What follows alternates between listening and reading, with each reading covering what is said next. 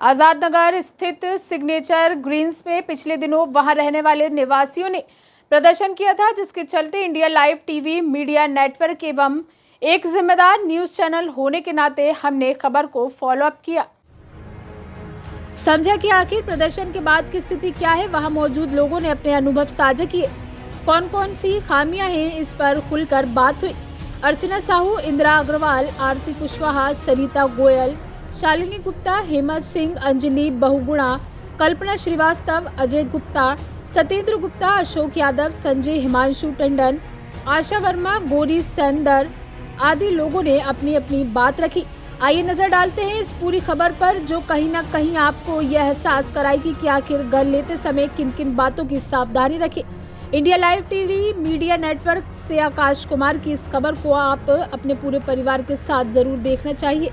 अगर आपको भी किसी प्रकार की समस्या है तो आप हमसे संपर्क कर सकते हैं। लेकिन हम जब बात करते हैं कहीं ना कहीं अच्छे घर की, तो सभी की कामना रहती है कि जो घर हो वो कहीं ना कहीं एक कह सकते हैं हमारे सपनों का घर हो। लेकिन कानपुर आजाद नगर स्थित सिग्नेचर ग्रीन्स की जो हालत है वो इतनी दयनीय है। India live TV media network एक जिम्मेदार मीडिया हाउस होने के नाते हमने ग्राउंड जीरो से रिपोर्टिंग करी और देखा कि यहाँ के जो निवासी हैं वो कैसे सारी जो प्रॉब्लम उसको फेस कर रहे हैं। आइए हम कुछ लोगों से बात करते हैं और यह देखते हैं कि जो समस्याएं हैं उनका स्टेटस क्या है। ये कानपुर शहर है, उद्योगों का शहर है, और जहाँ पे उद्योग नगरी की बात होती है, अगर हम कानपुर के कुछ ऐसे एरियाज की बात करें जहाँ पे अगर हम अपनी 4 व्हीलर से जाते हैं तो गाड़ी खड़ी करना अपने आप में एक बहुत बड़ा चैलेंज होता है।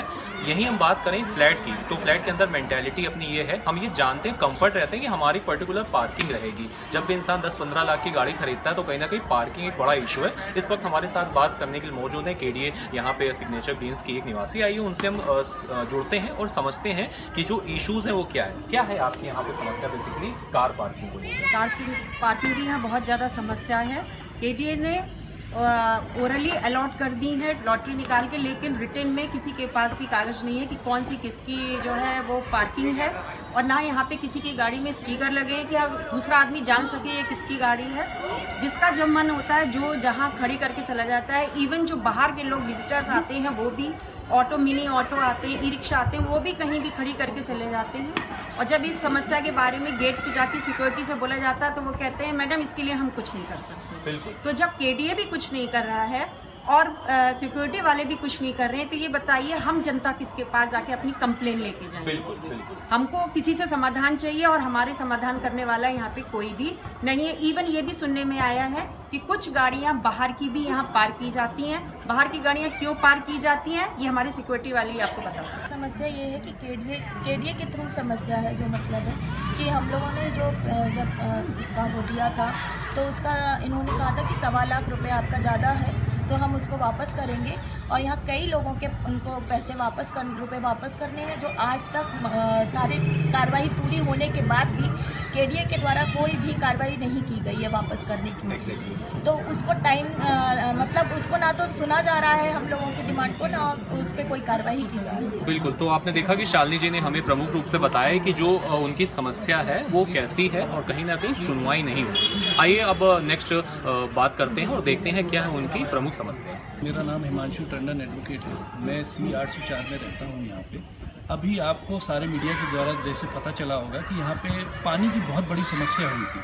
वो समस्या केवल आम बात नहीं, यहाँ बिजली, पानी, हर चीज़ की समस्या है। चूँकि ये इस वजह से है क्योंकि मेंटेनेंस एजेंसी जो केडीए ने अलॉट करी है वो बिल्कुल ही ख़राब है, जिसका कार्य जो है बहुत ही ख़राब है और हम सभी उसको निंदनीय करते हैं। क्योंकि ये जो ब्लैक लिस्टेड एक ठेकेदार है माया बिल्डर्स, उसको यहाँ पे अपॉइंट कर रखा है, उसको टेंडर दे रखा है, 5 करोड़ 45 लाख का टेंडर दे रखा है। और आप देख सकते हैं यहाँ पे कितनी उथल पुथल है सब जगह। कहीं पानी नहीं आ रहा है, कहीं बिजली के लिए मीटर नहीं लग पा रहे हैं। हमारे ब्लॉक में एक जने सज्जन आए जिन्होंने अभी लेटेस्ट ही फ्लैट लिया है, उनका मीटर लगना था, उनको बिजली नहीं मिल पा रही है। केडीए कह रहा है कि आप अपनी बिजली केस्को से लीजिए, केस्को कह रहा है मेरे पास मीटर नहीं है। तो इसमें अब हम लोग क्या कर सकते हैं? हम लोग ने किसी तरह उस पड़ोसी के नाते अपनी घर से उनको बिजली प्रोवाइड कराई है। बिल्कुल।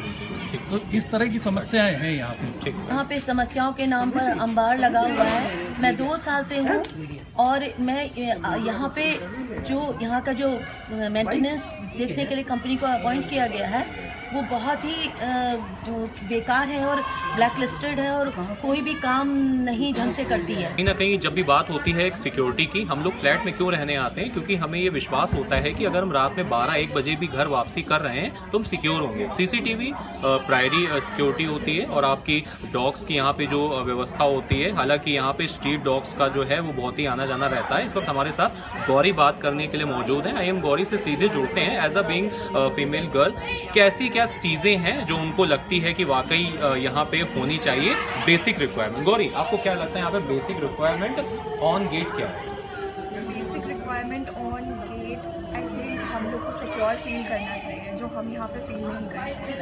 रात के 2 बज रहे हो, सुबह के 6 बज रहे हो, दोपहर के 12 बज रहे हो, कोई भी मुँह उठा के चला आता है, कोई रोकने वाला नहीं है, कोई पूछने वाला नहीं है। ना ही यहाँ पे सीसीटीवी कैमराज इंस्टॉल्ड है, जो कि ब्रोशर में मेंशन किए गए थे कि हर ब्लॉक में बेसमेंट में गेट में कैमराज इंस्टॉल्ड है। सेकेंडली सिक्योरिटी गार्ड्स बोलने को 25 गार्ड एम्प्लॉयज हैं गेट पे, बट आने या जाने के टाइम पे ना 2 गार्ड भी दिख जाए तो बहुत बड़ी बात है। रात को 2 बजे कोई भी क्या आवाज़ आती है, कोई भी ये फूड डिलीवरी वाला खोल के आ सकता है, कोई भी रोकने वाला नहीं होता है। बेसमेंट में आउटसाइडर्स आते हैं, उनको कोई ट्रैक करने वाला नहीं होता है, उनकी एक्टिविटीज़ को कोई देखने वाला नहीं होता है। वहाँ पे हर तरह के काम होते हैं।